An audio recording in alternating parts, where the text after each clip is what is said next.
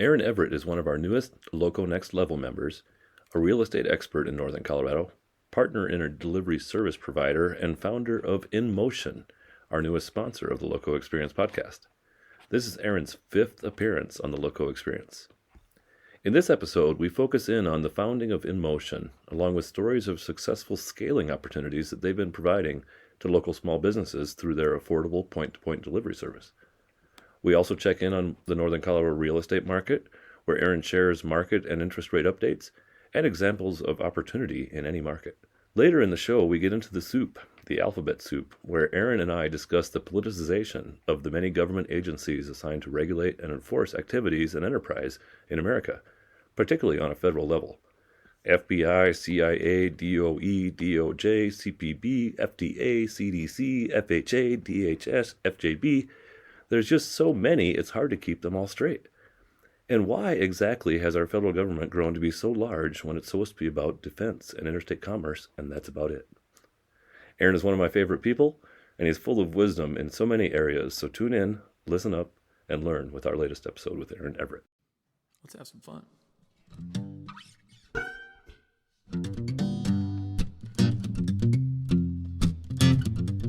Welcome to the LoCo Experience podcast. On this show, you'll get to know business and community leaders from all around Northern Colorado and beyond. Our guests share their stories, business stories, life stories, stories of triumph and of tragedy, and through it all, you'll be inspired and entertained. These conversations are real and raw, and no topics are off limits. So pop in a breath mint and get ready to meet our latest guest.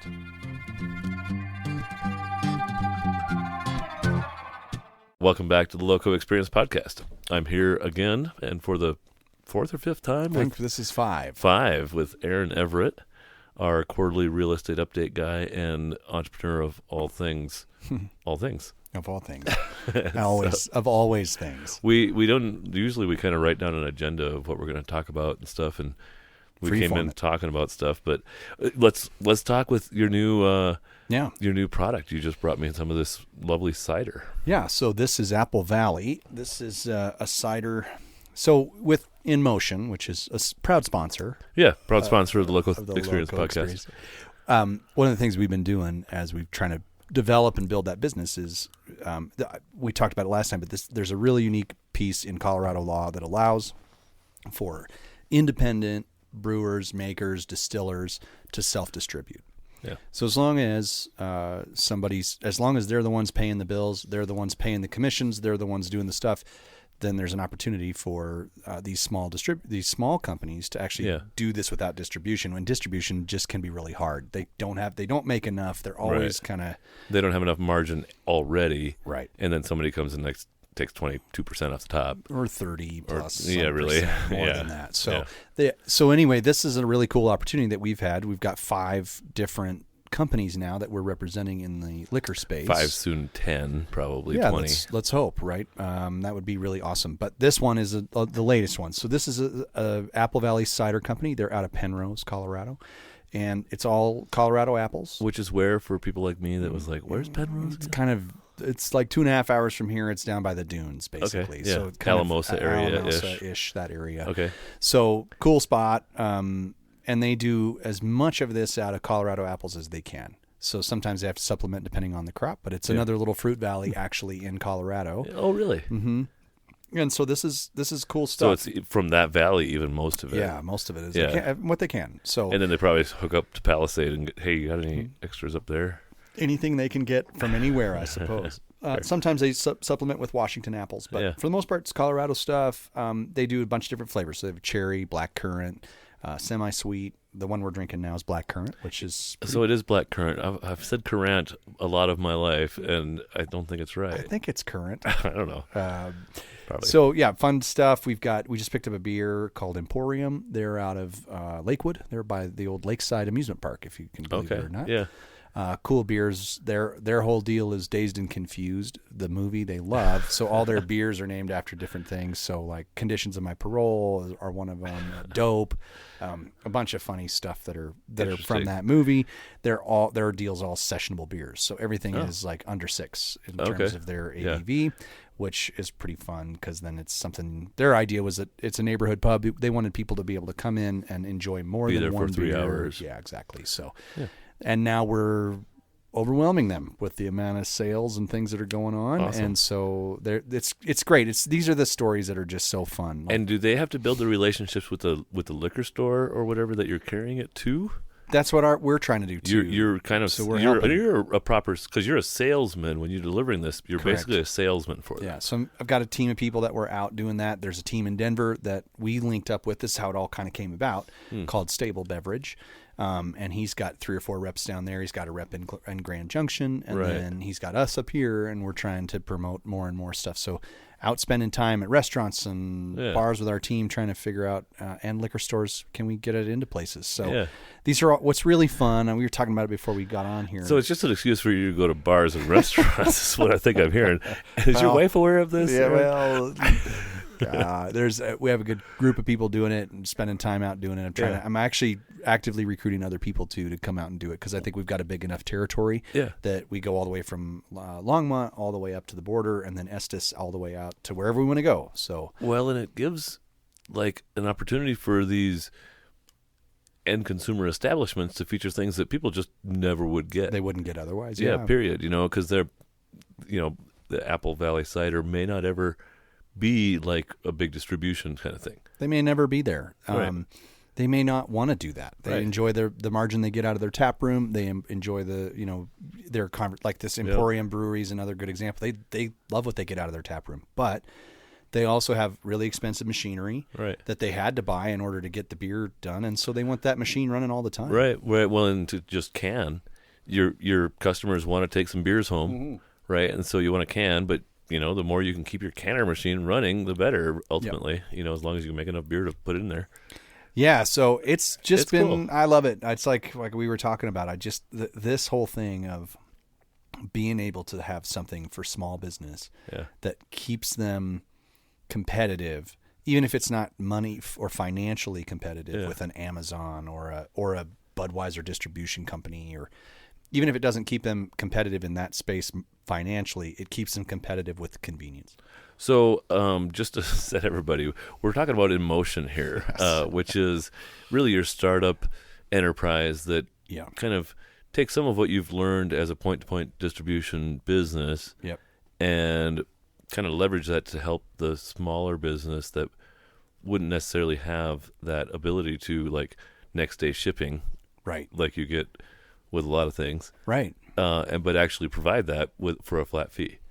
Yeah, that's exactly right. And then try to give people that extra level of convenience or layer of convenience, and we can do it at a really good margin. And it also, in the world we're in, people are expecting convenience. So for that distiller, as an example, or that apple squeezer, whatever they call it, is it brewing? It is brewing, yeah. It's the same process. Okay, yeah. So our apple brewer, cider brewer. Cider brewery. Ciderer. So for that person, like that you mentioned, they're going to pay 22 to 30% on their distribution contract kind of thing. What? And you don't have to tell us the exact pricing, but is it less than that for you to just go drop off some cases and stuff? And how can it be? Well, because what happens is they can keep their margins higher. So what really goes on in the distribution world is that, let's say somebody comes along and says, I'm going to buy this. They actually take possession of it. So they're going to squeeze the maker for the lowest possible price so that they can then add a margin on top of that. Right. That margin because they're taking the risk of storing it, selling they're buying whatever. It. They're buying it. So the deal, the sort of the trade-off, the deal with the devil, if you will, is that if you get distribution, they say, well, cool, we'll do it, but you'll have to sell it at this price, and you have to make this much of it all the time because we have all these customers. Right. So the temptation is, well, I have all these customers available to me, but I can't. I have to make this much, and I have to sell it. I have to sell it at a volume discount. Yeah. Well, because through a tap room for a brewery or something, it might be 85% gross margin. They do great in the tap room. Right, because it's $6, $7 for a 12 or a 16-ounce beer or something like that. Yep. But then to sell a six-pack to a liquor store, that's little tougher. Yeah, you can't sell a $14 or $18 6-pack or 4-pack Right, of beer. You have right. to sell. It has to be lower than that. So that means that, and the distributor has to take a margin in there too. So Yeah. all of a sudden they just shrink way down in Yeah. their what they're actually making. So are you only doing packaged products, just like the cans and bottles, or could you do mini kegs and stuff We'll too? do kegs for both Really? the You beer for these guys and for the brewer. Okay. For the beer, we'll do this. We sell sixtels and half barrels. So Yeah. So you're basically a seller with free delivery. you got it. Fascinating. So How long before they close that loophole? Well, seems like too free for Colorado these days. I think what's cool about it is because we are an innovative state in the alcohol space. yeah. We're the drunkest state in the union, by the way. Are we now? Yeah, we are. Oh, that's We impressive. We graduated. passed Wisconsin? We're graduated. Dang, Yeah. Wisconsin was going to be hard to take down. So because of that, I think the producers allow us the chance. Like that is such a huge deal. And there's always somebody else opening up, new brewery, new Sure. distiller, new winery. There's these things that are happening all the time through our state, and so I feel like that's probably one they won't close because I think it's really beneficial. So, And obviously, part of our culture too. right. Obviously, that space, the distilleries, the cideries, the breweries. Who else? What other small businesses are you imagining should really have a good, strong use case for InMotion? Well, so this was really fun. So we advertised on your podcast, Yeah, and Sean from the Old Town Spice Company yeah. called me and said, "Hey, I heard about you on the LoCo experience. The LoCo experience. Yeah. So we really could use you." And so It amazes me that I order 2 12-packs of spices of the steak shake. yeah, And he's like, okay, I'll drop it off tomorrow afternoon. I'm like, you will? right, Okay, that's cool, but yep. like, yeah. So he called me and he said, "Hey, I could really use because like Wednesday, Thursday, and Friday for me now are really busy, and I'm really full." What I didn't understand, I mean, I kind of knew it intuitively, but I didn't really understand it. Couldn't put the things together. He supplies spices for all sorts of restaurant Right. people. He supplies it for breweries. He supplies it for distillers. So all of a sudden we're on this like back and forth deal where I have this chance to build this little small economy based on just the convenience of what we do. Yeah.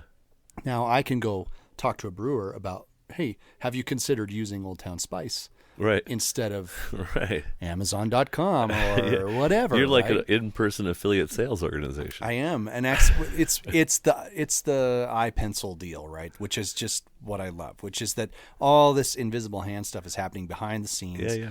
I'm in the middle of that, and there's like an altruism to it that's really Yeah. cool, but also just something just magical about building small business and letting these guys have this chance to do something really cool. So that led to a conversation with Welsh Rabbit, which he's talking to us about now delivering their cheese plates to the breweries. Oh, because and they have Welsh Rabbit cheese plates at Yes. various places and stuff already. Yes, And it's a pain in his butt It to run is. those cheese plates around. And then that leads to a conversation about, well, could I build a cheese of the month club that actually had deliveries?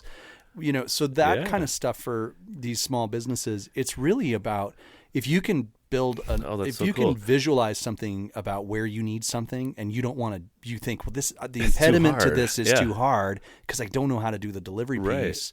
We're that guy. Well, I'm thinking like cheese plates for breweries. He's like, well, once a week isn't really often enough because Right. cheese gets kind of loses its fresh edge, even though it's aged already. Mm-hmm. But twice a week, if you can do it, and it basically is the same Yep. skin off your nose Yeah.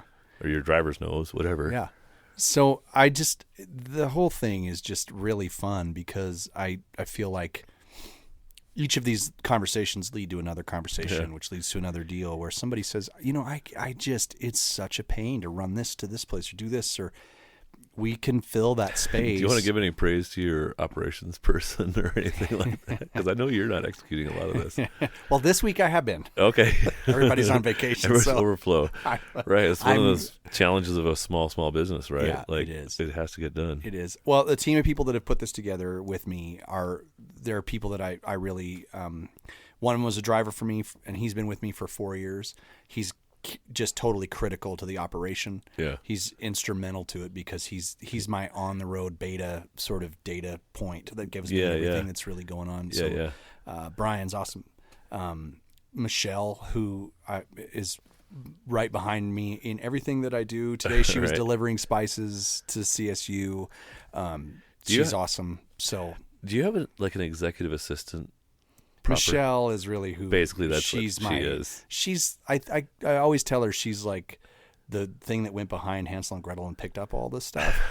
'Cause that's kind of how my life has been. I just scatter it all, and she tries to find and fix it, and she does a great job. Actually, she's impressive person for that. So, so anyway, that has been that. Oh, and it's probably gig economy stuff too, like for sales reps, for things like that. Like it doesn't have to be their full-time thing. It can be. Yeah, I talked to a guy this morning about doing alcohol sales for us, and he was like, I don't know if I'd have all the time to do it. And I said, well, I've built a system that if you want to go do it for the day, I can create a map for you and a system for you to go do this. Right. And you've followed up with our team. Build your own customer base. You build your base, and what you build is yours. Yeah. And so I don't know. It's really been.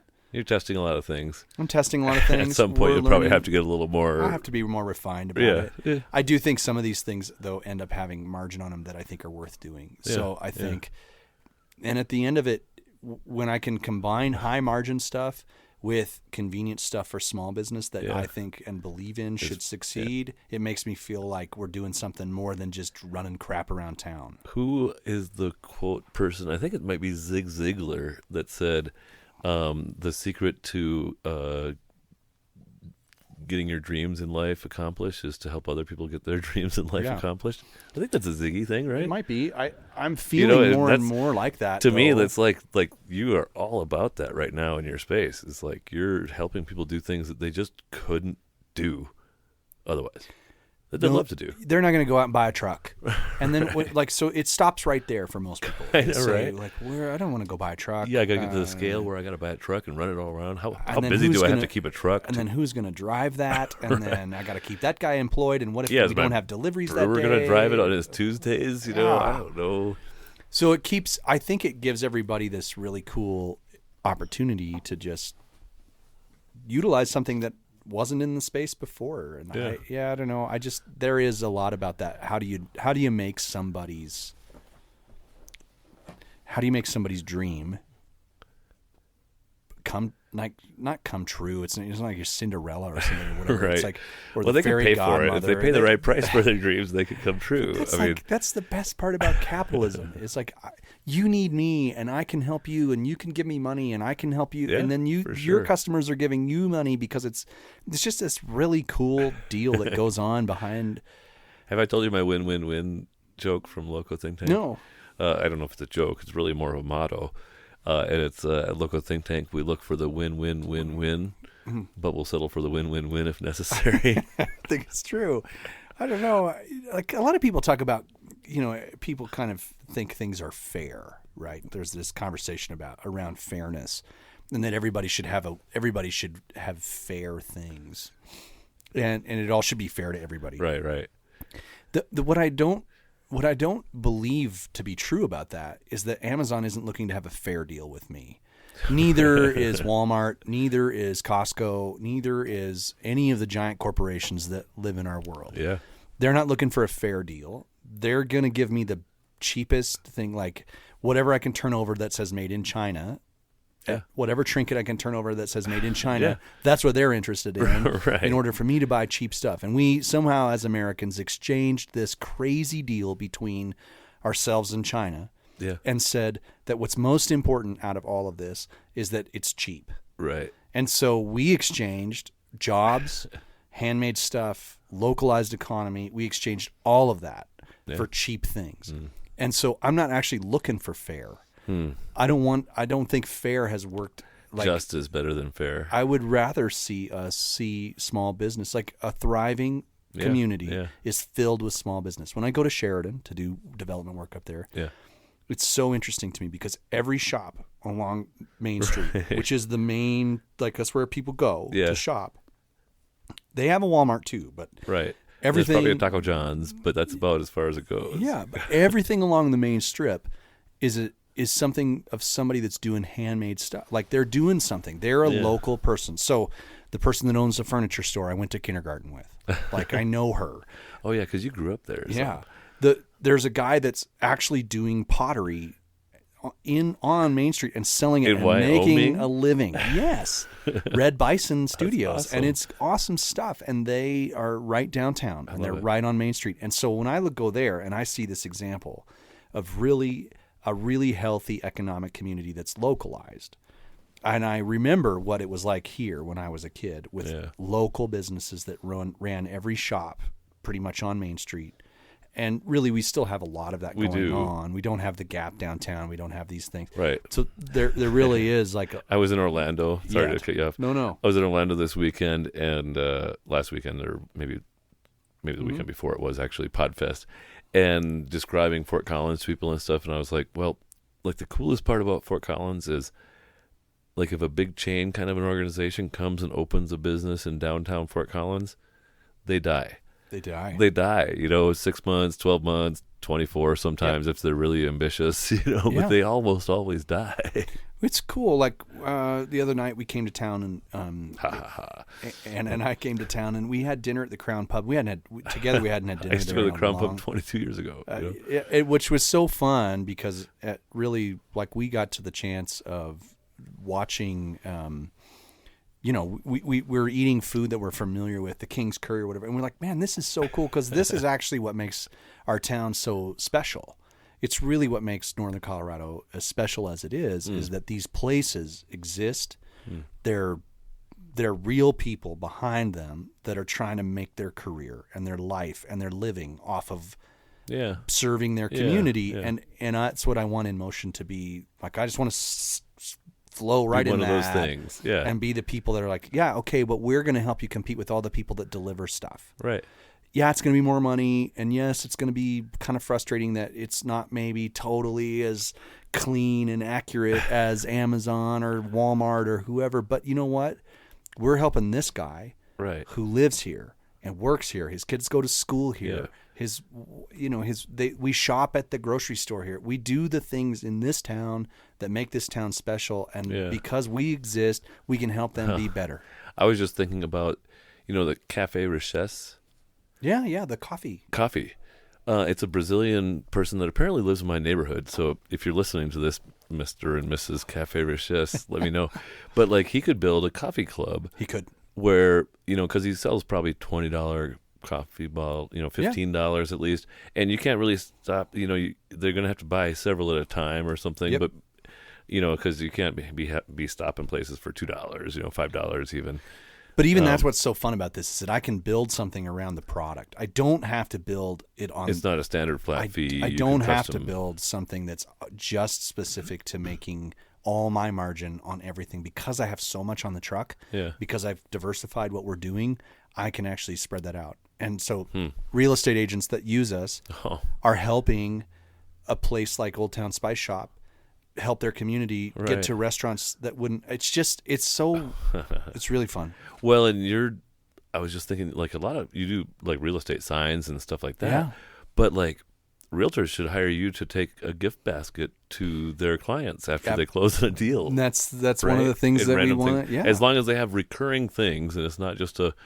But even that one-off, we could figure out. I mean, if they're a broker, they probably aren't going to just have one closing a year. They're probably going to have 5. So it's worth our time. And they have signs to move around and stuff like that. So. And it's worth our time at that point to say, look, we can do this for you. We can. Here's what would be really cool.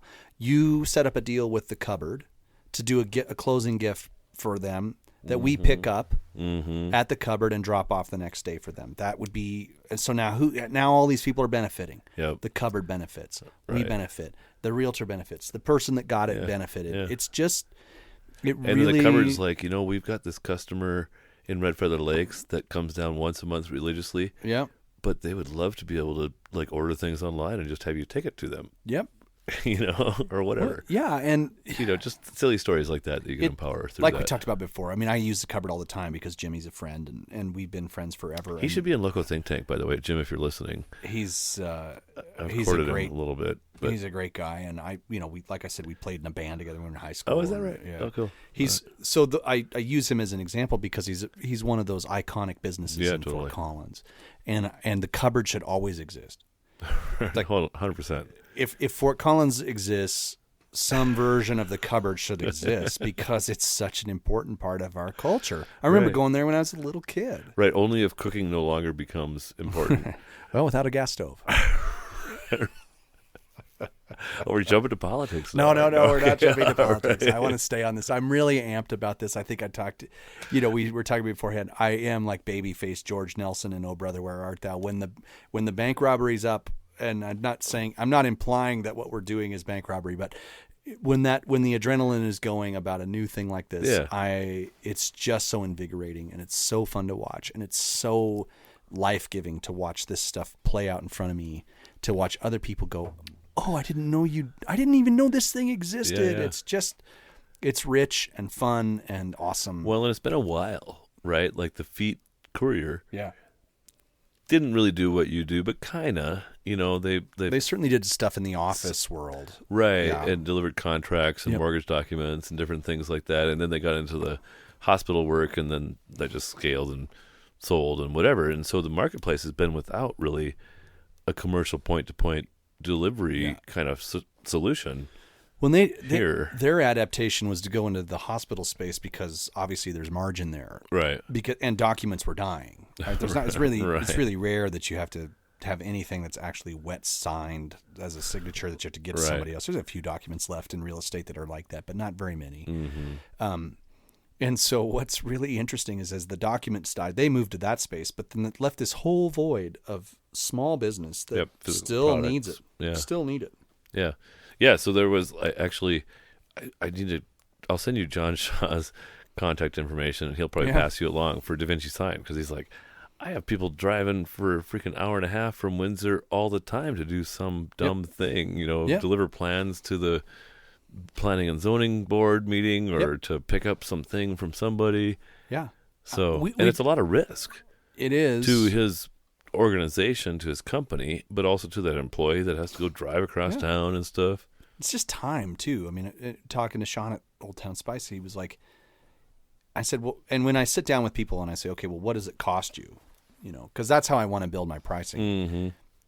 And every time, all they ever give me is the gas money, right? Right. And I'm like, okay, well, if I took 3 days out of your salary per month, per week, and then I said, what is that worth to you? Because you're not working on your business, you're not growing your business, you're not doing anything to make your business better. Yeah. You're farting around delivering spices to the food court. Right. Like, do you want to do that, or can we give you some? But my goal is always to do it for the price of the gas money. Well, that'd be great. That's my goal. Well, that's and too so cheap. You should probably. Well, maybe, but I mean, but within reason. Within reason, I want to be able to say, "Hey, I don't want you. I want this to feel as convenient." You don't want to be painful for your customers. I don't. And so, if it's painful, we'll try to figure it out. If it's not painful at all, we want more customers like you. Right. Because we want to spread your message, spread your product, spread your service. We've done 2 weeks with Old Town Spice now, and it's been fantastic. Oh, good. Like it's a great route. It's consistent. We know what we're doing. He's able to input things, and it's very easy for him. I think we've had a couple of hiccups as we got started, but it's really been more about normal, right? It's normal stuff like, oh, I didn't enter it in soon enough. I should have had it in on Monday instead of Tuesday. All stuff that was very manageable. We still solved the problem. It was very easy to deal with. That's the stuff to me that is like, man, this is fun. So why are you so passionate about local business? Just as a general question. That's good. It's sentimental to me to some degree, but I watched my granddad kind of play this out in front of me to some degree, or at least I heard the story over my lifetime that he couldn't sell lumber. So he opened a lumber yard. He moved here right after he got married. My grandma and him drove around all through the West. They wanted to leave Oklahoma. Surprise, surprise. Why would they want to leave Oklahoma? That's another whole podcast episode. They wanted to leave Oklahoma, and they were just enamored with the West. He loved fishing, so they said, the West would be really fun to go be a part of. So they, on their honeymoon, they left Enid, Oklahoma, and they drove from there and went up all the way through Colorado and Wyoming and Montana, and then made this month-long loop. Okay. So they went to places like Pinedale and Fort Collins and Colorado Springs, and they made their way up through Douglas, Wyoming. Yeah. All these different things. And they fished along the way and did different things, and just kind of, they were trying to figure out where they wanted to be. Yeah. At the end of the day, there were 2 lumber yards that were in these towns. One was in Fort Collins. One was in another place in Oklahoma. And he said, I think I want to go to Fort Collins. So he bought. So his dad helped him buy a fledgling lumber yard. Yeah. Where and the his old dad was in the lumber business or whatever. He was on the board of Longbell Lumber, which ended up being a part of Louisiana Pacific down the road. Okay. He helped him buy it. It's not quite the Trump story, which I got a $1 million loan from my pops or whatever. More like a dad stretch to levered it into getting this thing secured. He had connections and whatever. So then lumberyard was fledgling. It was not succeeding. So he bought basically some inventory and a building and moved himself in what my granddad described as a covered wagon to come to Fort Collins. Right. They came here. Found that they weren't selling lumber enough. They weren't. So his solution to that was to get with the builder. He got with builders at the Chamber of Commerce, but said, what's happening? Why can't you buy lumber from me? Yeah. And he said, Bob, we like you, but there's actually no place for us to build. We don't know. There's no lots. So we got to go out and try to figure that out on ourselves. And we're busy building houses, and we don't have any inventory of lots in front of us. So my granddad figured out how to put all this together, buy land, leverage that land to get it put underneath the builders. And when they closed on the lot, the deal was that they had to buy the lumber from him. So this was all this like long way around to buy a 2x4. Wow. Well, he solved his own problem. He solved his own problem. And I think what I saw out of that was, and he told a story. This is before he died. He told a story, and it was in his funeral video. It would be hard for him to tell a story after he died. Yeah. He told a story. He had CSU come over and do this video of his kind of autobiography of his life. Oh, cool. And one of the stories he talked about was J.C. Penney's coming to town, which was a bigger deal. But at the time, he was still talking to Mr. Penny. So it wasn't like, it was a big deal, but it wasn't so far removed. It was some corporation somewhere. He was talking to them, and this Mr. Betson, I think, was the realtor that was on the other side of it, and he struck this deal. They built the building that ultimately Ace Hardware is in now. Okay. Larrabee's was in there forever. It was a furniture store. Yep. But Scott Larrabee. Yeah, but he built this building for J.C. Penney's. That was his first commercial deal. And what I realized about all of it as I've heard these stories over my life was that he felt like everything that he was doing was not, yes, there was money involved in it. Yes, there was stuff that he was going to benefit from, and he could see that out in the future, that there was money from it. But what he really saw was this town was going to get better because of the work he did. Yeah.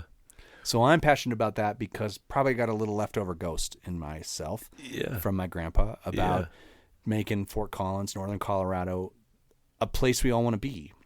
Well, and your family did a lot of that with real estate. We did.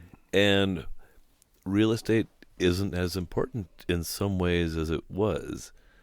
Really, convenience and whatever, those kind of functions. Like, not to say that real estate isn't important, because where you are is super important always. And I think that you'll always be a real estate fanatic. But you want to live here, right? People want to live here, so I don't want to diminish that. But why do people want to live here? Yeah, it's the experience. They live here because it's amazing. It's got everything you want. It's got all the outdoor activities you could ever hope for, right? Just out the side of your door. Yeah. If you're a mountain biker, you love it. If you're a fisherman, you love it. If you're a skier, you love it. If you road bike, you love it. If you ride motorcycles, you love it. If you like hiking or climbing, it's all here. Yeah. But also, those people come back to town at the end of the night after their activities, and everything that's here is amazing. Yeah. You have great breweries, you have great restaurants, you have great places to shop, you have this community of people that at the end of the day, yes, it's bigger than it was, but my assistant is always like, everybody.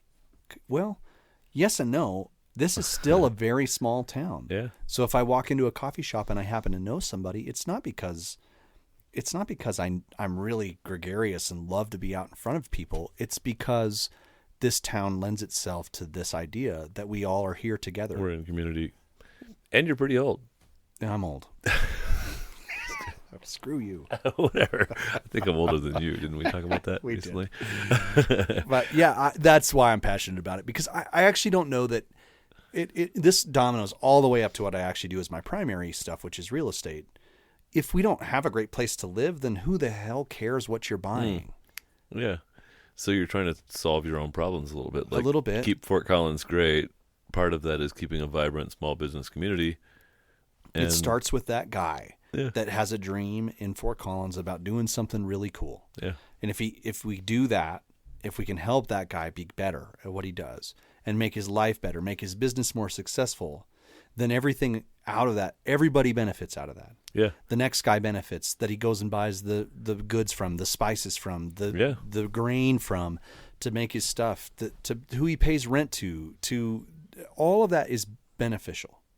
And at the end of that, then in the real estate world, we will be more, there's a more opportunity for everybody to benefit from it in their real estate and their property values, the success that they have out of that, because some guy at the bakery brewery that I went to this afternoon is succeeding. Yeah. Yeah.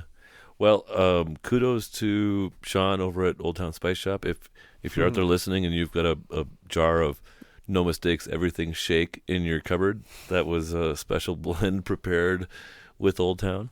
Yeah. Or my former, I think it was Bear's Backyard Blend or something was what I called it back in Isn't my that food fun, though? trucking days. I mean, like, how fun is that? It's a long-term relationship. That somebody out there might be listening to this that would say, you know what, I actually am so... There's an invigoration to me as a small business person that I could do something that would make my customers happier, that would make my business better, that I might be able to make a margin on. And this just makes this whole place way better. Yeah, when we're always exploring, looking Yeah. for that place where we're adding for less than it costs us. In some ways. I just hope that that's what InMotion can be. We've talked a long time about it today, but it is it's what I'm just... You're jazzed. I'm jazzed about it. I love that you're jazzed. I'm just I think thrilled that's about great. what's happening, and just to see, like, we've set records day after day of how many deliveries we're doing, Awesome. and my drivers are pumped. And, That's and fun. even though it's hard work, they Right. know that we're doing something special. Yeah.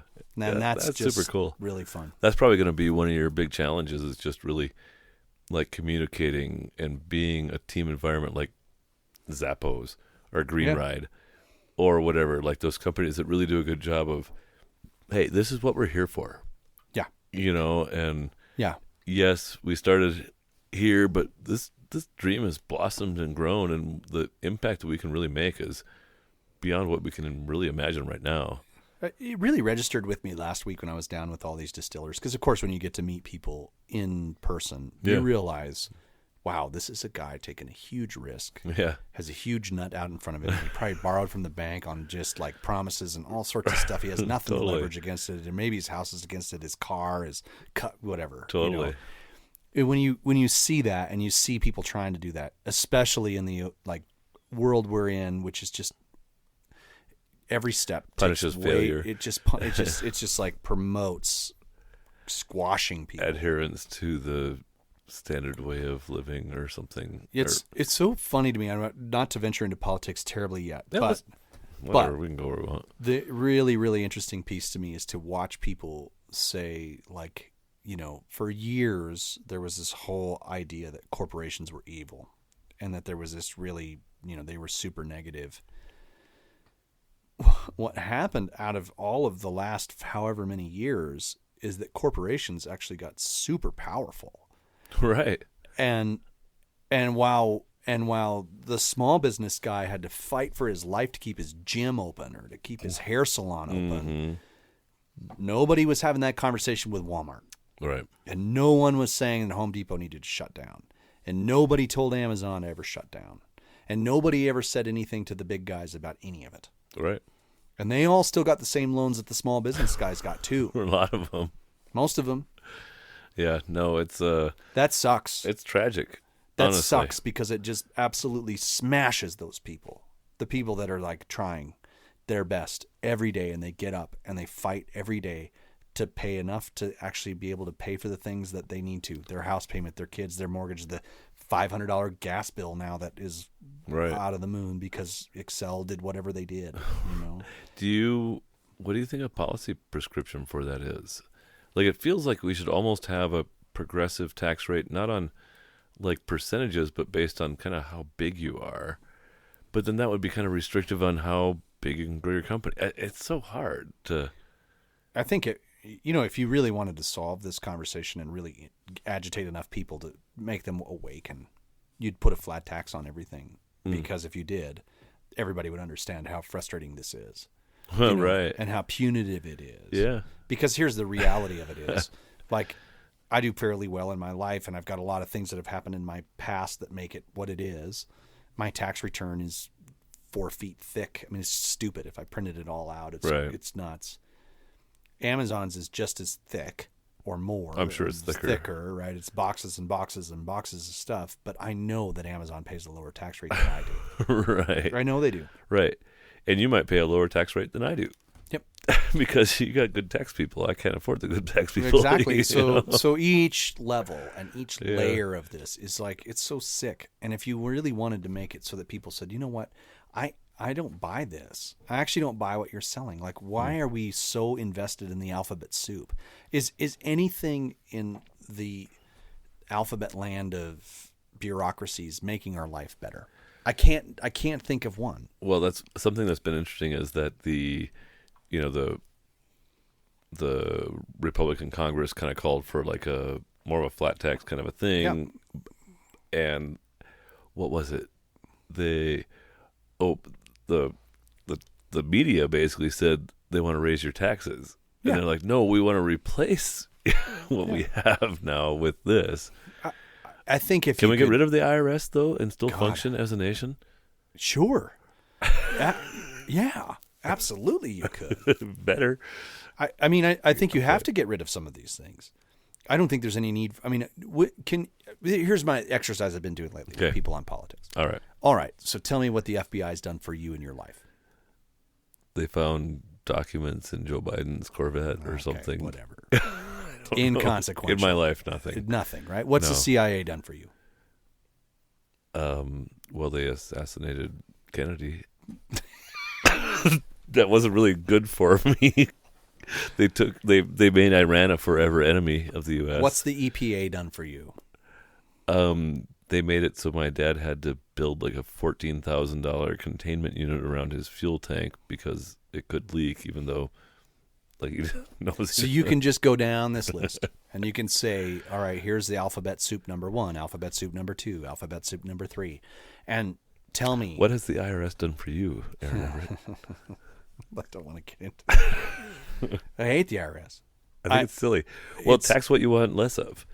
So if you want less income, the then big tax screaming, it, the big screaming thing. We want is less like, consumption.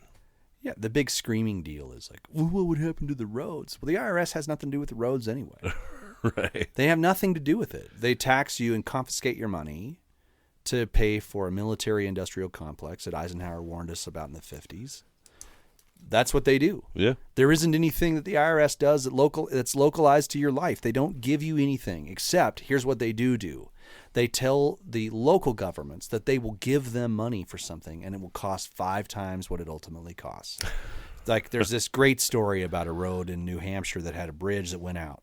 And so they went to the state. The local community said, well, your local government said, hey, can we get some state funding for this? State funding said, yeah, sure, we can do that. And here's what we think the bridge will cost.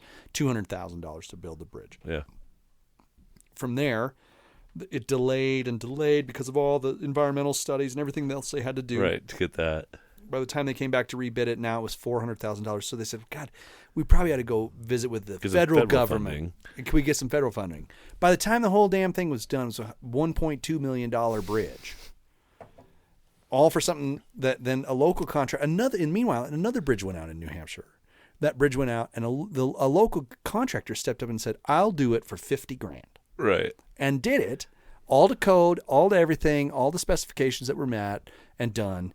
And before they waited for the 8 years that it took to get the federal government money. That's all the IRS ever does, is say that they hold out a nugget that says that here's some money that you might be able to have down the road if you do it our way.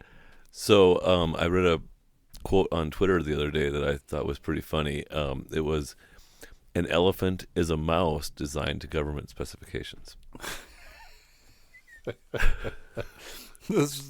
This is it.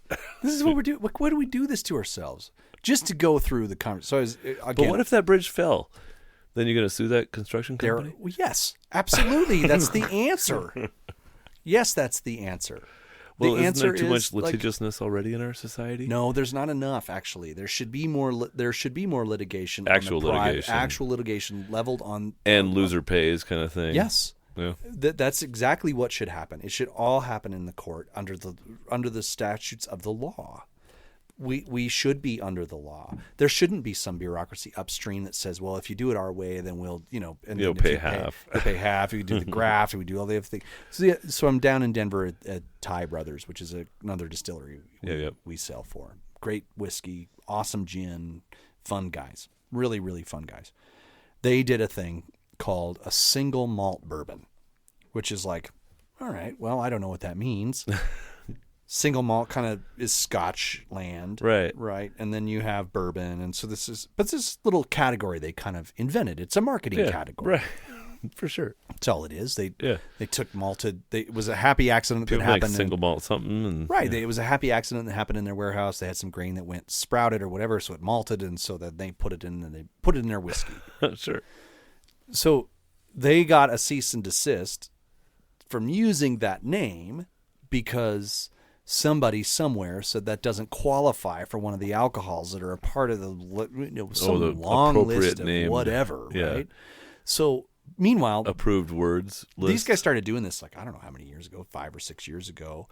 Other companies have started this single malt thing in their trail. Right. And out of the whole deal, the end result is some goober from some regulatory agency shows up and says, you know what, you can't really do that. Right. You need to do it my way. It's just that stuff. I mean, this is stuff that I've talked to my kids about. I'm like, okay, go into a restaurant in Fort Collins and look around. Everything that's on the wall that's decorative is probably called personal property, which is taxed in Larimer County if you're a business. So they walk in here. There's a nice little lady with an iPad that walks around and says, well, what'd you pay for that? Right. What'd you pay for that? Right. What'd you pay for that? That stuff is... You want nice stuff, that's going to cost you. It's going to cost you extra money to operate your business. It's nuts. It's absolutely nuts. And at some point, we have to say, I am done with all of you people. Right. If 50% of I have Persian rugs in my office, and I don't say it out loud. They're Turkish. They're cheap-ass Turkish rugs. I don't know. I get really animated about this. It pisses me off, too. It's just it's a thing that's like, I want small businesses to thrive. And the only thing that the government ever does is make it so that Amazon and Walmart and Costco and everybody else that's huge and has all the money to pay off the bureaucrats can survive. Right. That's it. Well, and like you can talk about this as a capitalist. A few years ago, as you know my story, my dad has a successful farm and stuff. But for all of my growing up years, he was broke. And we were broke, 4 eaters on a motorcycle mechanic's salary and whatever. Yeah.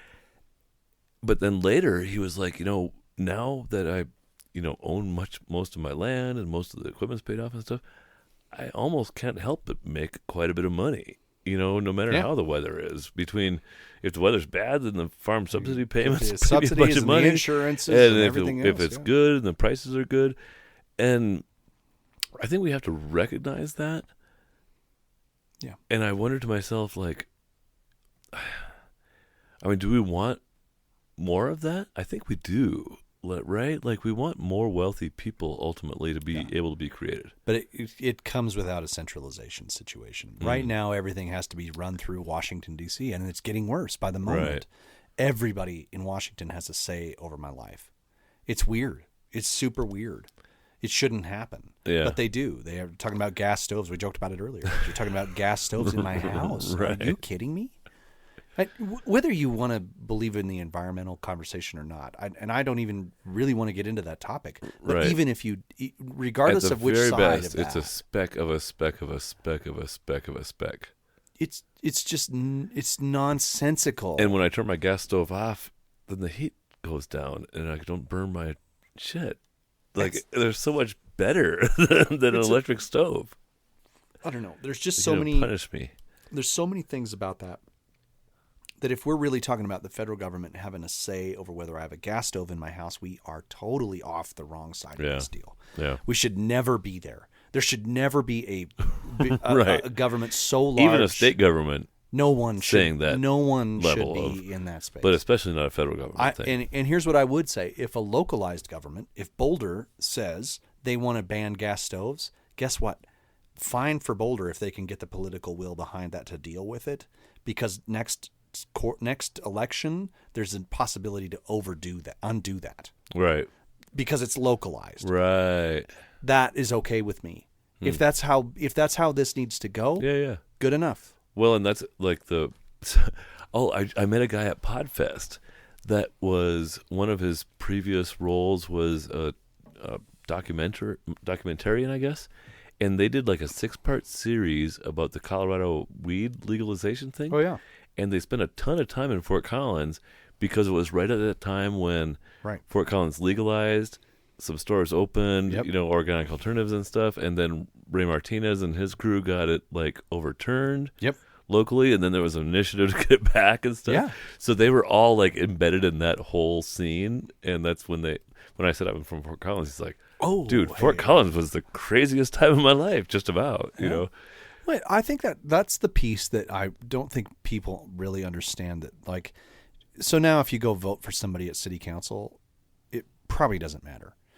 They've got state mandates, they've got federal mandates, they've got county mandates, they've got, I don't know, World Health Organization mandates. Everybody's got some mandate way upstream of them. Right. So does it really matter who you elect for District 6 in Fort Collins anymore? That sucks. Well, I think it does, because like I've been reading a lot of like, oh my God, my trash bill went up so much. Why is Republic Services now got a monopoly on our trash system in Fort Collins? And I go back and I'm like, oh shit, I got voted on like last June or something by our city council. Yeah. And I would have to suspect that Republic Services donated a lot of money to some of the existing city council members, because that was part of what made Gallegos such an attractive acquisition candidate, is because they could sway the city council of Fort Collins to give them the contract to take over the whole city. Maybe I'm just a tinfoil hat guy. But what's cool about this whole deal is if that really is the case, and that really is the story, with just enough time and enough persuasion, that whole thing can be undone. Right. Because it's localized. Well, except for Ram Waste lost their company. Yeah. It happens. Yeah. It happens, for sure. Because of the information economy. Yeah. Like, there's a lot of people that don't have access to the same information that other people have. No. Yeah. Anyway, I digress. the long. But I was really annoyed by that story. The long point of it is, the more local it is, the more accountable you are. 100%, because you're probably going to run into them at the Rio, or there's a chance that's going to happen, and that's something that you will. I will never run into Joe Nuis at the Rio. I don't know who that is. Well, I think he's our representative from this area. Really? I think Jonah, so. what's up? If you're listening, I'd love to have you on. Should we take a quick break? Yeah, sure. Sounds good. The LoCo Experience is sponsored by InMotion, providing next-day delivery for local businesses. If you need anything delivered in northern Colorado, InMotion's flat fee service is a great resource for your business. Delivering from the Wyoming border to Denver and anywhere in between, their clients range from small breweries to real estate companies. InMotion can deliver almost anything you can imagine. If this fits a need for your business, contact InMotion directly by emailing them at inmotionnoco@gmail.com. That's InMotionnoco@gmail.com, and mention you heard it on the LoCo Experience. To the point of it is, like, we don't even know our representative's name. Right. That sucks. It's so irrelevant to me. It's so irrelevant. And at some point, it's like, well, the whole deal was designed so that it would work and be representative of the people. And we're just not there anymore. You know what? Yeah, at least city council is at least kind of ish. What is there like? But even that is like, Yeah, but it's better. Maybe Yeah. 20,000 people per representative, maybe Yeah, 30. 20, 30. Yep. That's still reasonable. Mm-hmm. It's this. Maybe this is, and again, not to cloud it with the stupid narrative of red and blue, but one great quote I heard, which was, "It won't matter how red your states are. Your school districts are all blue." And I think that speaks to the point. Like, it doesn't matter what you vote and who you put in, and you can vote for the orange man, or you can vote for the shoulder shaker, or you can vote for the guy that's The shoulder shaker. Ron DeSantis is always shaking his shoulders. You vote for him, or you can vote for Joe Biden or Kamala, or Who would do that? Well, I mean, Come on. you can vote for anybody you wanted. Right. The reality isn't going to make a hill of beans difference in your life, because no matter who you replace at the political level, there's an embedded There's a machine group of people So you're a behind deep state guy. I'm a deep, You believe in the deep state. 100%, man, because Okay. I think it's real, because I have to deal with it. Yeah. I deal with it in real estate. I deal with it in development. There's a reality to the idea that, like, no matter what I do and no matter what jurisdiction I go to, they can always defer to somebody else. That's, Yeah. the DEQ or the this, that, and the other. There's always somebody. So do you propose like a French Revolution style thing against the deep state? Well, Maybe less drastic than hangings and guillotines. Isn't that part of their? No, I'm teasing. We do need to do something. I think like we talked about a little bit last time. I think if somebody had stood up and said, I believe in these things, one of which would be to dismantle the bureaucratic state. If somebody says that out loud, they would be really compelling to a lot of people. Because I think most people, whether they want to admit it or not, are up against the bureaucratic state. Even like in some ways, the Matthews House, the organization where you and I really built our relationship, is to help people that are in hard times and need service and support from the community to avoid being locked into. Well, how many stories did we hear? Yeah. Over the course of our life. Once you get stuck in the system, you're just stuck in the system. That the only time that any impact ever happened was because they felt like the Matthews House. They didn't have to tell the story to the bureaucrat. Right. They told the story to somebody who actually was sitting across the table that cared about them. How many times did we hear that story? I mean, it's hundreds of times over the course of our time at the Matthews House. And it still goes on. It perpetuates itself now. Always. Yeah, it's a sticky, icky. It's like a spider web. They will not. They know how to rig this. Like, they know how to game the system. If you're a fear of a foster kid and you're in it, how many times did we hear that story? That they knew exactly what to say to the person in order to get what they wanted out of it.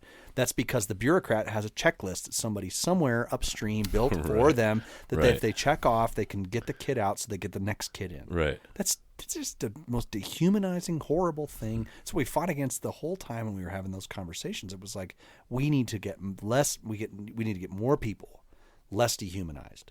Yeah. That's what we have to do. And we have to do that as a society, or we don't have a society. So how do we address cities? Like Fort Collins and even some larger places are, I think, manageable size where you can still have community and stuff. But like I was in Chicago recently, big cities. How do you build like local community feel and love and appreciation in those places? I don't know. It's a tough deal, but I do think if you use New York as an example, there's very few people that go from Soho up to the Upper East Side or whatever. Right. Like they actually localize. They're hoods, yeah. They localize within themselves. And I think there's something to that. I think even the hard part is that I think it's so sensationalized. Everything is so sensationalized. So violence is sensationalized. There's a huge amount. So, and we don't really actually have the ability to local control that. So here, I mean, I'll use the Second Amendment in this particular instance. Sure. So the Second Amendment talks about what Congress's responsibilities are towards guns. So if a Chicago, for instance, wants to regulate the use of guns in their locale, Mm-hmm. the Second Amendment on its principle would say that that's okay because that's a local issue. Oh. What's happened is that the Supreme Court has, again, the 9 oligarchs that rule our lives in every instance possible, have stepped in and said, no, the Second Amendment is a blanket. It doesn't mean it means that everyone has a right to bear arms all the time, everywhere. Everyone has the same rights. Interesting. What the amendment actually says is that Congress shall not make those rules. Oh. About speech. It says it about. It shouldn't be a national level scope thing, but it could be localized. So when you see a sign on even a boutique window that says "Don't bring your gun in here," it's their choice. Yeah, kind of. And I'm okay with that. Or a city.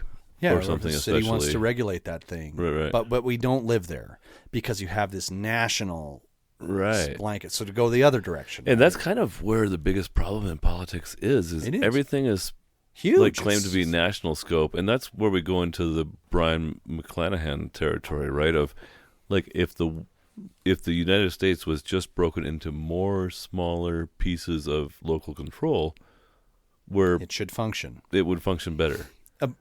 Abortion, and people would be less freaked out. Another topic that is absolutely bastardized in the whole deal. Abortion is like. So, I'm not for abortion as a person. Yeah. I have a faith that says like every life is valuable no matter where it starts and what stage it's in along. But the reality is like that should never have been engaged with by the federal government on any level ever. Right, for sure. It should have been engaged by local groups that said, in our instance, because of what we have going on, we think X or we think Y. Yeah. And that should be how it should be handled everywhere. And that's really what the court decision said, was that this should never have been taken up by the federal government. Yeah. It should have been handled regionally. It should be handled locally. I just feel like the more that we can get that back to here, this sort of centerpiece that, like, if I am in Fort Collins or I live in northern Colorado, yes, will there be regional issues that each community has to address? Yeah. Of course. But if the community like Fort Collins addresses that how they want to address it, and they could live by the rules that they address it by, they will be a much better, healthier, thriving community than having to go ask for permission from Santa Claus in Washington, D.C. Yeah. So do you think that there's any issues that need to be federally obligated? Like, I hear at least arguments for, like, anti-racism things. Like, even still in the South, blacks have a tougher time than they do, say, in Colorado or in North Dakota or anywhere I've really experienced. For example, or other protections, I guess, in the gay trans world or things like that. Like that states will get freaky if the feds aren't involved. But I don't think the states would get as freaky if the feds weren't involved. That's exactly right.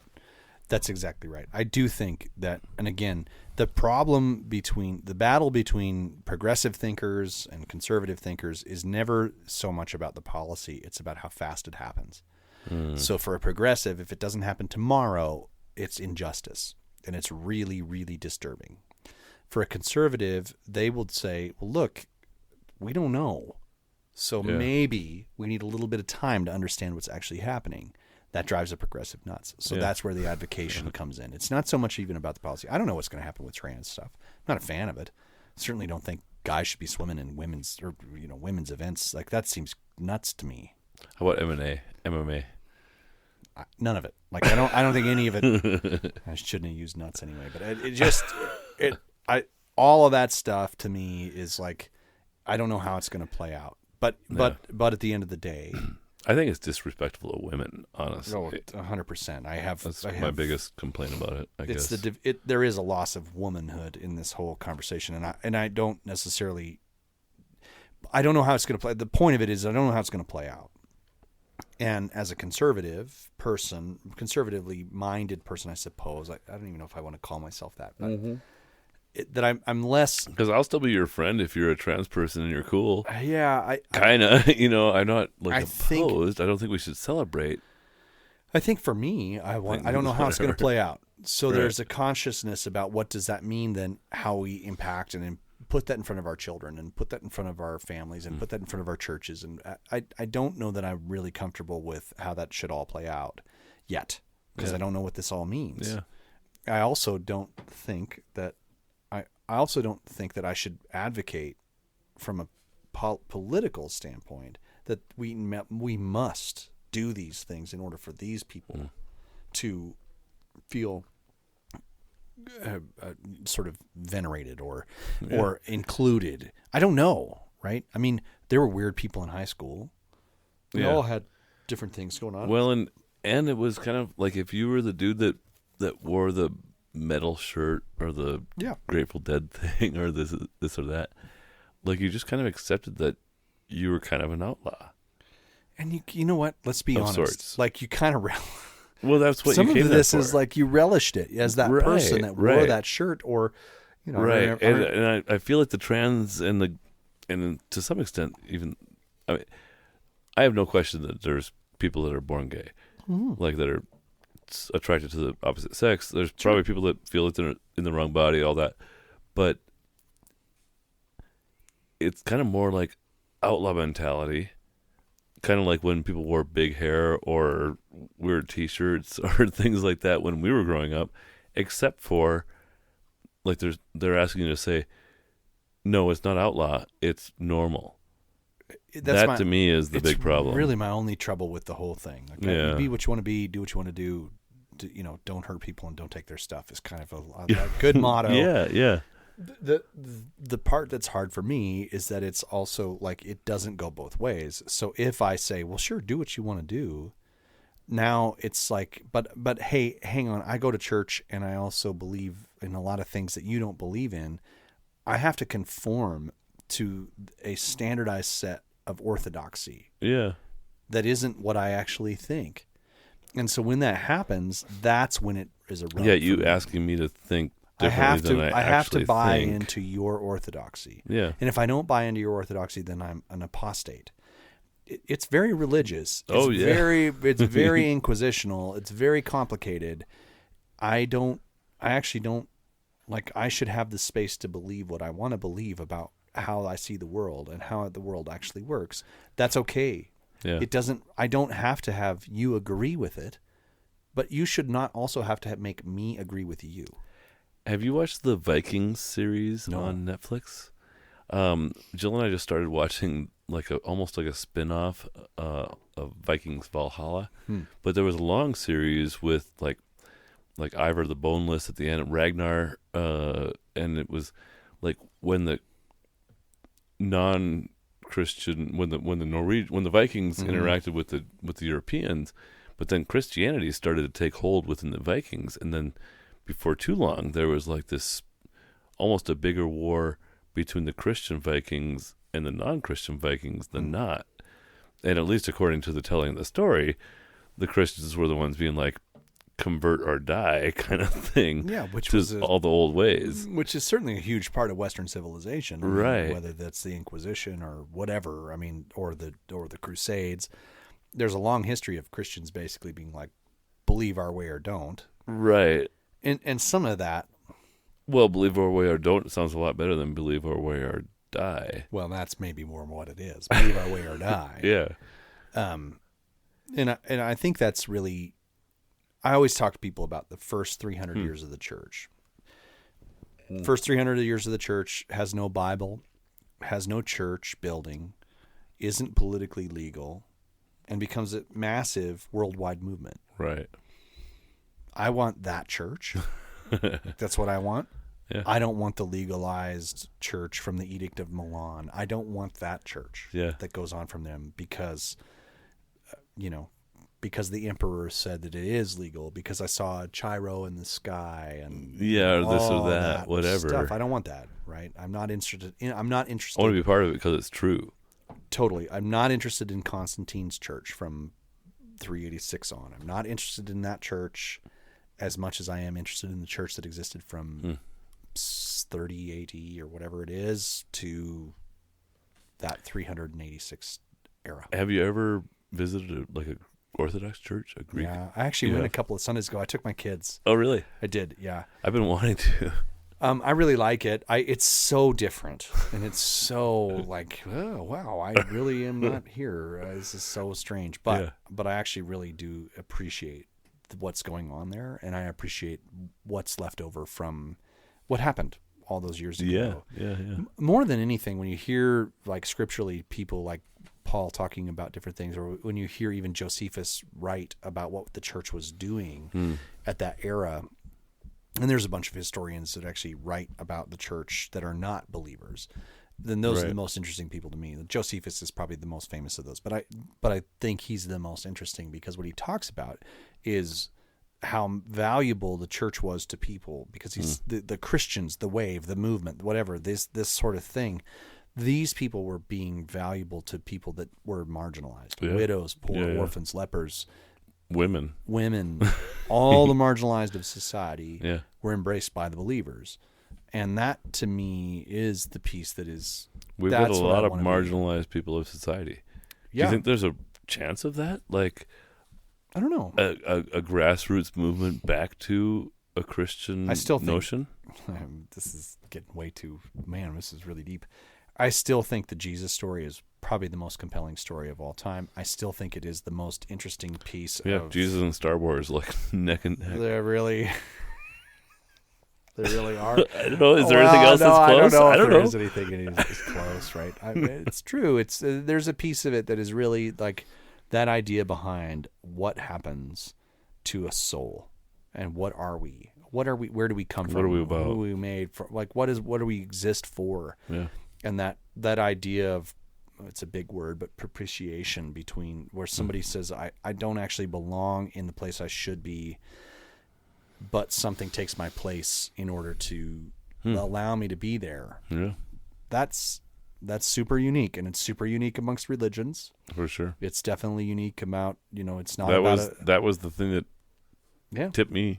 Honestly, it's not about behavioral stuff. It's certainly not about like how you live your life. Yes, there are certain things that I want to strive to be better at, but at the end of the day, I recognize the fallibility of myself. And so in that, I believe that Jesus takes those things and says, you know what, I'm going to take your place so that those things suffer through it because you can handle it. You couldn't do it anyway. So that piece is why I believe in what I do. I don't think the church represents that often. I don't think that it's a very good institution in relationship to that. I think it's hard to talk about marginalized people, talk about people like transgender, homosexual folks. I don't think they've been as kind as they should be.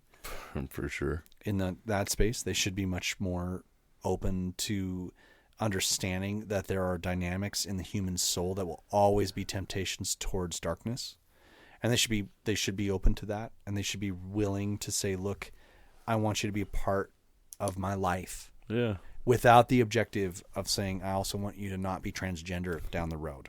Right.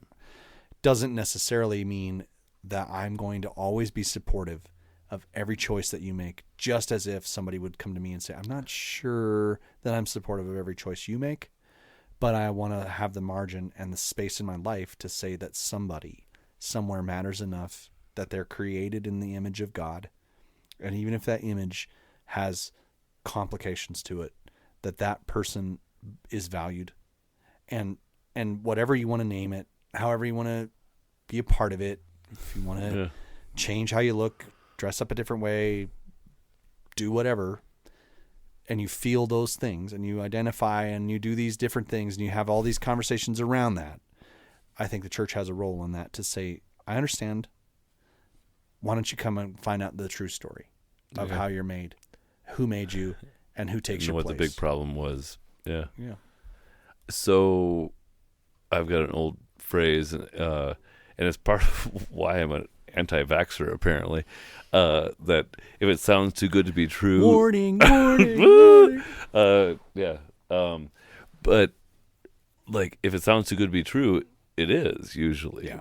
And that's probably was one of my early objections, like, once I understood what the good news was against what my evidence of being a shithead was. Yeah. You know? What would you say to people that raise that objection to that particular question? It is. It absolutely is. It is the good news for a reason. It is too good to be true. It has. It makes no sense. Yeah. It actually doesn't. And if you really want to break it down and get into weird stuff about like, well, why does God even need a sacrifice, and what is this whole conversation? You want to go there, you can. But at the end of the day, I love the Jewish narrative about what happens to us as humans, which is we're created in an image for relationship. And that relationship is something that is separated because of how we ultimately responded to. I mean, the Jewish story is so great because it really does. It boils it down so well. You're taking basically all of the Old Testament and boiling it into one like chunk. Yeah, you're saying, look, God made something. He made us. He made a whole world. Right. But He chose us. And then says, okay, well, the sort of peak of my creation is humanity. And here's what I'm going to do. I'm going to put you in a place that you have the opportunity to live a very free, loving, wonderful life without any pain. But I'm also going to put temptation in the same. I'm going to put it in the same river. Yeah. You got to decide. And when the serpent comes and says, "Hey, here's what I can offer you. You can be like God." The temptation isn't about whether or not you ate the fruit. Right. Nobody cares. It's not about obedience so much. It's not the obedience. It's really about like, hey, here's the temptation. Would you like to be like God that made you? Yeah. Well, who wouldn't sign up for that? So I don't blame Eve. I don't blame Adam. I don't blame anybody for that story, right? Even though Adam did. I don't blame anybody for making the choice that they did. Well, it was already foreordained, presumably. Well, in some ways. Yeah, in some cases. That's certainly how it is. Anyway, the point of it is that you fall, like there is this separation that happens. Yeah. Because we really can't pull it off. If anybody was honest with themselves and said, can I really do this by myself? Can I live this life by myself? I think the answer is no. I mean, we're moving. This is a whole different conversation, but we're moving. Yeah. Part of why we're moving is because I have a son who we are struggling with as a family. And that's okay, right? It's okay to say that in those places, we didn't pull this off as perfectly as we would like to have. And so we recognize and fully understand that the situation is not within our control. We're trying our best to give our kid the best tools we can for him to be successful. He may never be as successful as we hope that he might be in this world because he's got troubles, and those troubles are real. And my wife and I have wrestled and laid awake at night over and over and over again and said, what did we do wrong? How do we do it? The point is, the world is a pretty tough place. Yeah. And we might by a little bit increase his likelihood of being successful by making this. Yeah, by making these little choices, doing these different things. We're trying to give the best tools we can, but we recognize, I think both my wife and I at the end of the day recognize that I have to lean into something that's in more control than me. And if I don't, then I'm going to go down this very futile pursuit of hoping that I'm going to rescue my child from depression. I'm going to rescue him from isolation. I'm going to rescue him from his own sort of insecurities about himself. I'm going to rescue him from things that may have been truly physical damage in terms of what he was born premature, and there's probably some stuff there that are leftovers in terms of his brain function and stuff. And those are things that we're going to battle with for the rest of Anna and I's day walking around here. If I don't have something to say, I'm not God. I am not the God who can rescue this. You're not the decider of how things go. Then usually what I end up in is a place that I say, you know what, I'm an effing failure. I'm a disaster as a dad. So it's for the grace that you're here in some ways. It's the only thing. And I have to extend that over my son. Yeah. And I have to say... And over your neighbor. I'm going to do the best. And your wife. Yeah, and your spouse. And like... I'm going to do the best I can with the information I have at the moment and I'm going to love my And child, kind of I'll assume the same for you.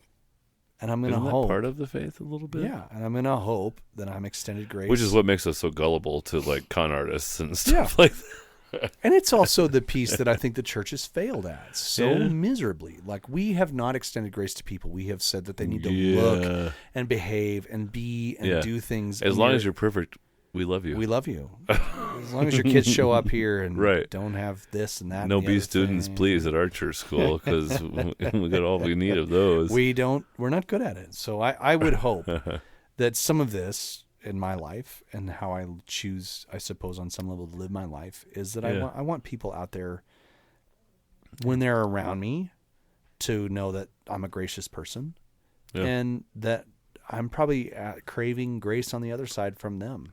So what I think I'm hearing is a little more do grace, don't talk about it kind of thing. I do think that that's really the piece of life that I think the church hasn't been very good at. Yeah. And I certainly don't mean to turn this into a religious podcast because that's not really what it is. But We didn't even do the real estate update yet. We haven't done that yet. We've drank half a bottle of whiskey.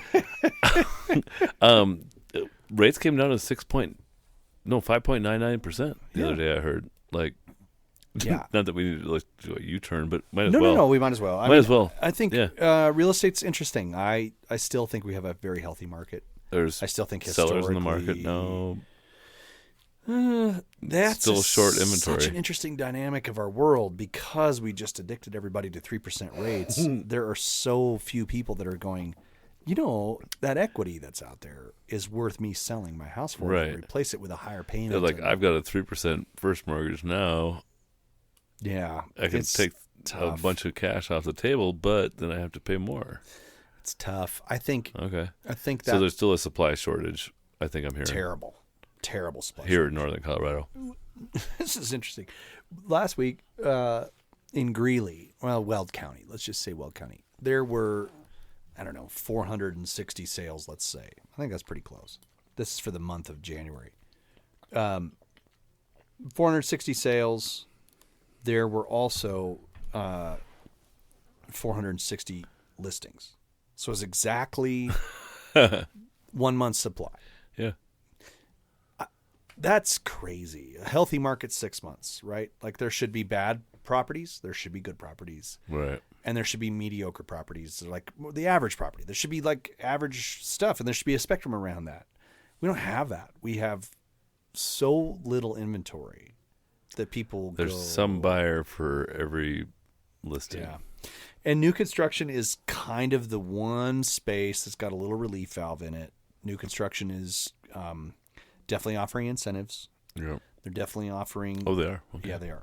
They definitely are. So, did one yesterday that was a Journey house. Journey's got a reputation in town. I actually sell a lot of Journey houses because I think for what they are, they're they do, great first-time homebuyer I'd houses. certainly prefer Journey over D.R. Horton. Agreed. Even if they weren't local.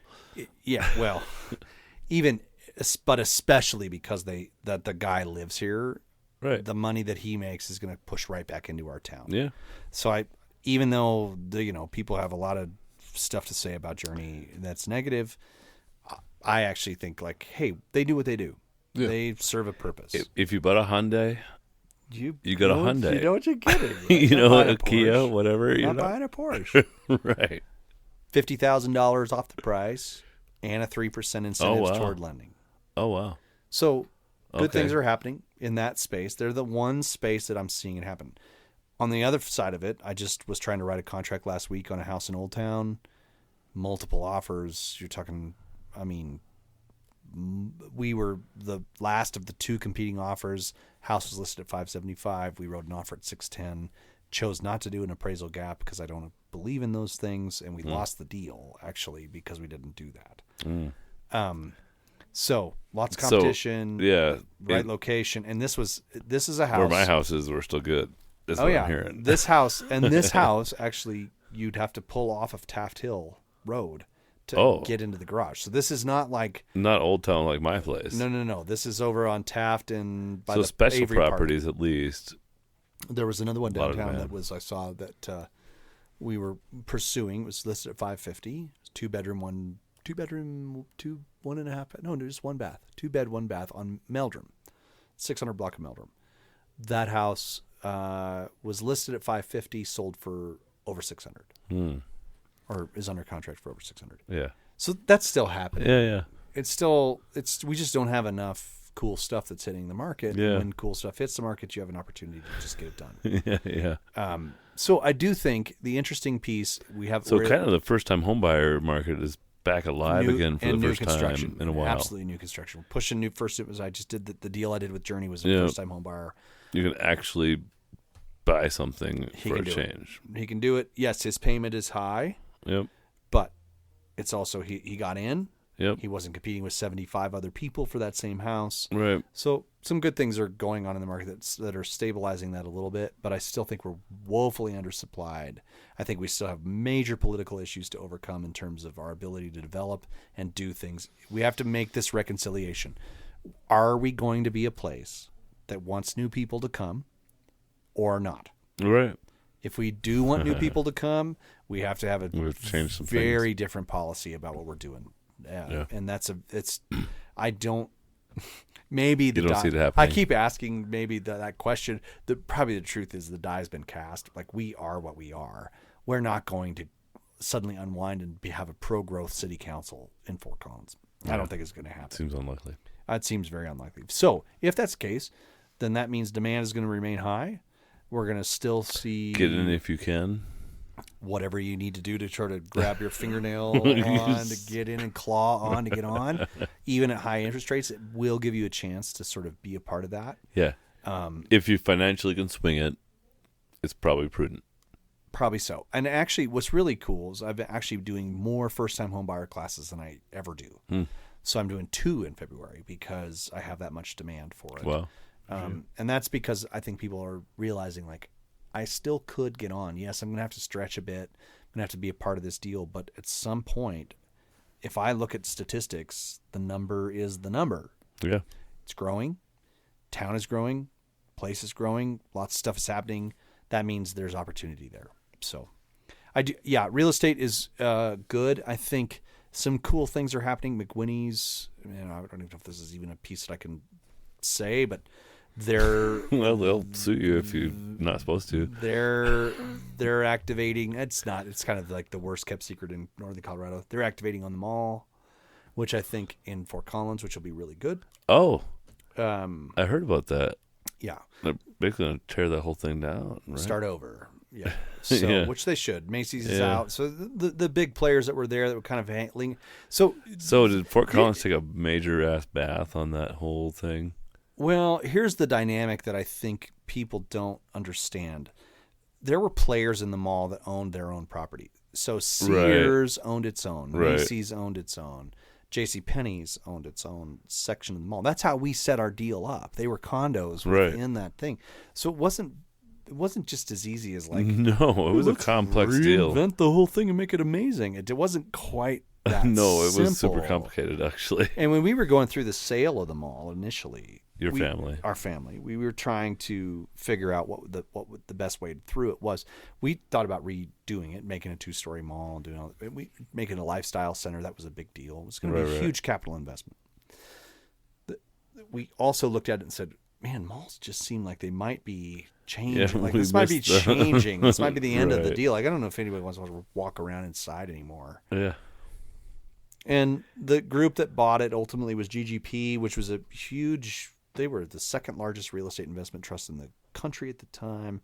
We go through a way. They were buying malls because they were cheap. Yeah, and they lost their marbles. As it turns out, they weren't cheap. They were expensive. They really got messed up. That got spun out into a Howard Hughes Corporation. That Howard Hughes Corporation then ended up getting this particular asset. That Howard Hughes stuff was all the toxic assets. Okay. The Fort Collins Mall was actually in that Howard Hughes deal because it was a toxic asset to them, and so ultimately that deal got bought by a Canadian company. It's been a mess. That Canadian company then went in with the objective of trying to make it so that it was viable. The Alberta development. Yeah. Right. They wanted to do the condos, which they got approved ultimately, and McWhinney's ultimately ended up building those. All that stuff, whatever they're called around the mall. Yeah. McWhinney ended up doing that. And then the rest of the mall was sort of run by this group. Well, they stunk at what they were doing, and they couldn't keep anybody in there. They kept raising their rates, and it was like, if you want to be in the mall, it's $45 a square foot plus triple. Like, well, I would way rather be not someplace that isn't the mall. Yeah. Certain places have succeeded over there. I mean, I think Torchy's Tacos is probably the most recognizable, but like the Sleep Number store's done fine too. Yeah, there's a few others on that around the periphery. Yeah, has done fine. The mall itself, I think even the movie theater isn't too bad. It's not too bad. I think the mall itself has struggled because and you can play racquetball in the mall without anybody being pissed. Well, maybe not racquetball, but mini golf at least. You could do a lot in there, and nobody would know. That's sad. And that's tough. And that's tough for businesses in that and all the rest of it. So I don't, this is a tough deal. I do think if that gets redeveloped into what it should be, which is a truly sort of center of town, it really is the center of town. Yeah. Oh, it's Midtown. It should have probably some other, they should court another Trader Joe style thing that should be in there. There should be some sort of a cool, community gathering place. Yeah, that would be prudent no matter what they do. Again, I would certainly prefer McWhinney's to be involved in that versus other people. Agreed. So, all right, go get it, Troy. Do or whatever. Yeah. I'd prefer that. Fix it up. I think Make it nice. They can pull that off, and they have the capital to do it. And I think it's still, at the end of the day, it's in the middle of the town. It's where people will go if the right thing is there. Totally. It really is, and so it'll be good for the city if that gets redone. I think Old Town has gone through its lull. I think there's some things there that are there's some spaces down there that are too big. It's still unobtainium kind of. Yeah, there's some spaces that are too big. The old what the Rio moved into during their fire is too big a space. Yeah, that needs to be chopped up again as it should be. That we used to. I just saw that sign today. I was like, oh, that's not gonna work. Big. It's way too big. So there's some things there, and I think they have the right people in play. Ike's doing some stuff, and they've got the right brokers in Old Town that will help understand how to make that what it is. And so I think if that happens and some other things happen in Fort Collins, we will remain healthy. I still think Old Town is still going to have its appreciation. That's going to be very valuable. I think it's going to still remain historically. It's been 10%. I think that's not untrue. Yeah. So 10% a year, I think that we're going to still see that. I think we were in Oak Park a few weeks ago, Jill and I, and we took Manuela, our exchange student, down there. And the size of the houses that were built about the time of the houses in my neighborhood in Oak Park, they're gigantic. It's like, oh my gosh, Mountain Avenue is kind of the big old houses in Fort Collins, and they're just tiny compared to the old houses in Chicago. Well, yeah, I mean, Frank Lloyd Wright was a huge part of that. His whole deal was everybody should have an acre. So they that's it. Well, they pretty much nearly got that. They're big deals. Yeah, they're really expensive. Yeah, I think Fort Collins stays are healthy. I think there's nothing. And again, you're not scared. No, I think the epicenter will always be CSU. It's a big deal. It's been a huge part of our community, and it employs a ton of people. So the epicenter of growth will focus around that. So anything in Old Town, those things, they're going to stay healthy because CSU's consistent. So I think the topic for our next conversation will be, is the university model dead? Well, yes, but it'll take 20 years. That's a long time. CSU will adapt. Okay. I do think that will happen. The land grant will remain, and it will not disappear. It will need to change. It will need to morph. It will need to become something better and more valuable to the economic situation that we're in. That will have to happen. Will that mean a lowering of tuition or a lowering of property values around CSU?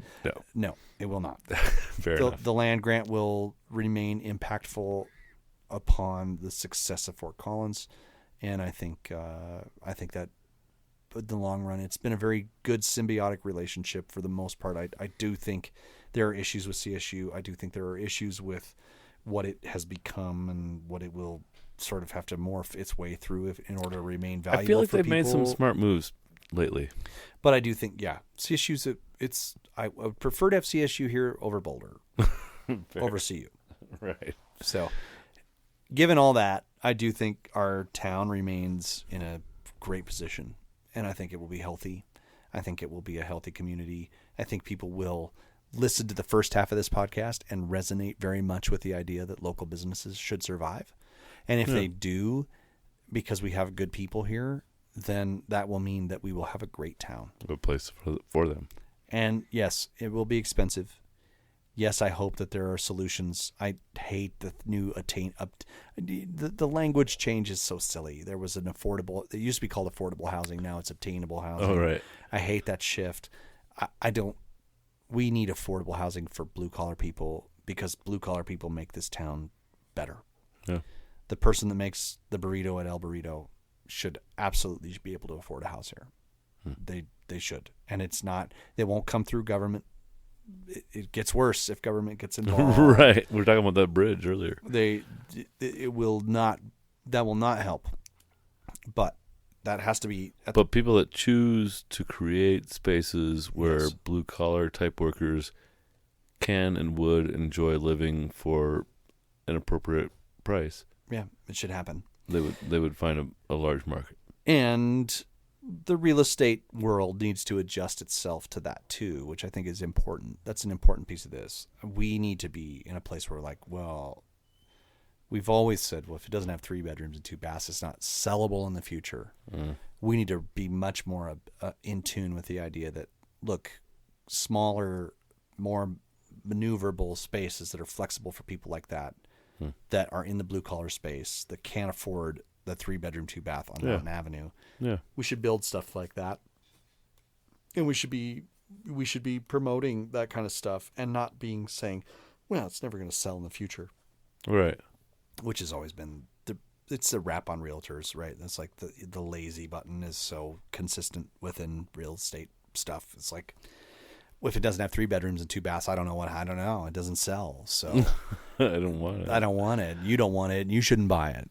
I think the truth is like even Sheridan in Wyoming is much more interested in seeing like tiny house stuff and tiny house developments because they know they have a shortfall of houses that actually are affordable, not obtainable, affordable. Yeah.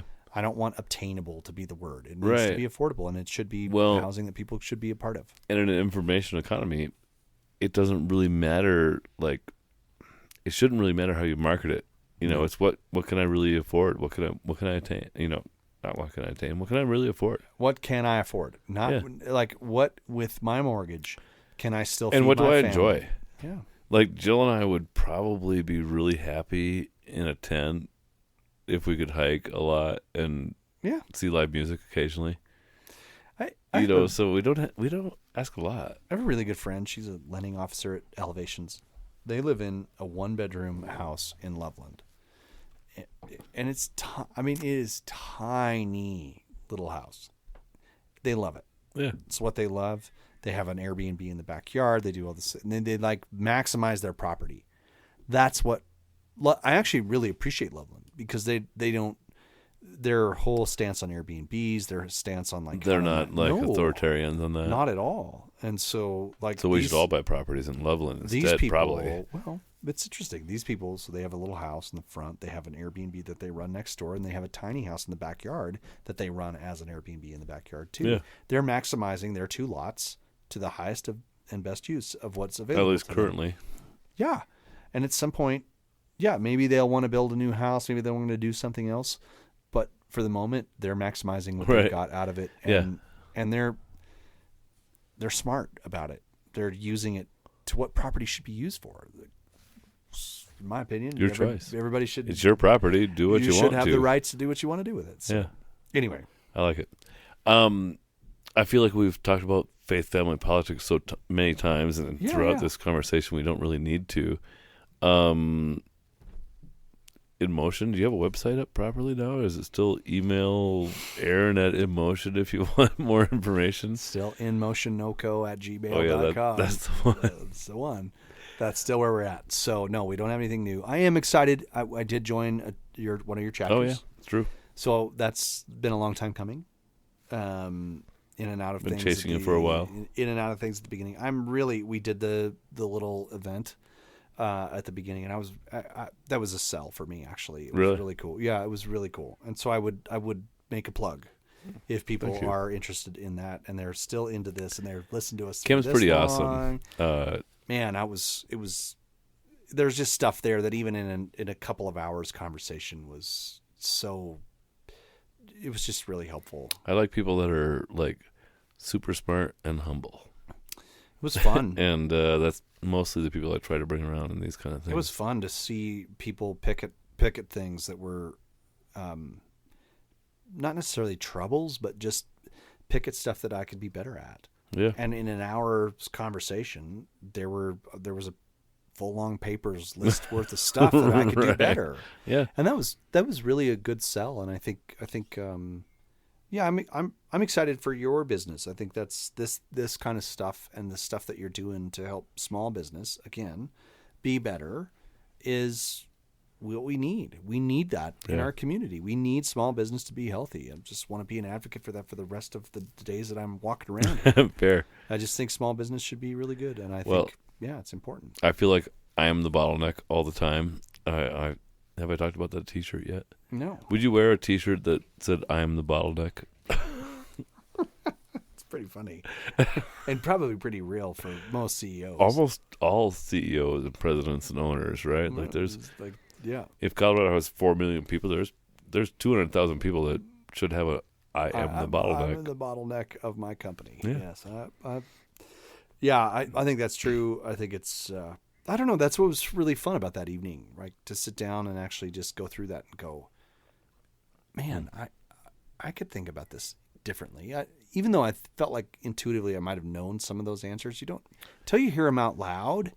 It's really hard. Well, and the big to thing embrace is them. The peer pressure of not coming next month and not having done shit about the things that you heard the month before. Yeah, it's a big deal, right? Yeah. Like, So, whatever kind of plug I can give, it was a really cool experience. Well, after 3 months here, we'll have you back again, and you can be like, "Oh, it actually has been a cool experience." It's been working. By the way, this is the last time you'll hear me on an InMotion ad because LoCo Think Tank is lame, and so is the LoCo Experience podcast. No, I just. I hope it takes more than one, but yeah. Yeah, I mean. Yeah, mutual fan club. This is a cool thing, and I think it embodies a little bit of how we have operated over the years. It's what I love about being here. As much as there are moments that I go, God, there would be so many other places that are easier to do business. There's so many other places that would be. The money's better, whatever, right. Like all those little conversations that happen in your head. If you just wanted to build houses and storage complexes in Sheridan, it's very easy to do. You could do that for the rest of your life. And Anna and I years ago were like, let's move to Vermont. Right. Or whatever. Right. We still like skiing. Let's go there. I think there's a piece of this whole thing it's embodied in this deal that I think I want a mutual society of people that look and say, I want to make your business better. I want to make your life better. I want to make your community better. I want to make your church better. I want to make your family stronger. This kind of world that we're in, there's something that you can't I don't think you can just dismiss it because it's not easy. Yeah. Yeah. I hate that empowers government to be more authoritarian. Right. Because everybody's like, well, yeah, but it's so awesome. I hate that portion of it, but I also think the truth of it is like you can live and exist in a world that doesn't require you to be involved in their world so often and so much because you have good people around you that make your life better. Yeah, agreed. There we go. Well, this has been fun. Yeah, off the our cuff. Fifth try. It's like, well, I wonder how Joe Rogan has like. Whatever, Adam, Brian Callahan. Anyway, he's got a bunch of people that he's had on a bunch of times. Yeah. And I don't know how he does it, but I always like talking to you. It's fun to do. I like it. I think we got a bright future for local business in Fort Collins. Yeah. Rock on local business. There you go. Thanks, Aaron. Thank you for listening to this episode. This is Alma Ferrer, producer of the LoCo Experience podcast. If you enjoyed this program and would like to support the show, please share it with your favorite people and leave us a review. To see upcoming guests, behind-the-scenes footage, and more, follow us on Instagram, Facebook, and LinkedIn at the LoCo Experience. Subscribe to never miss the latest interview, and until next time, stay LoCo.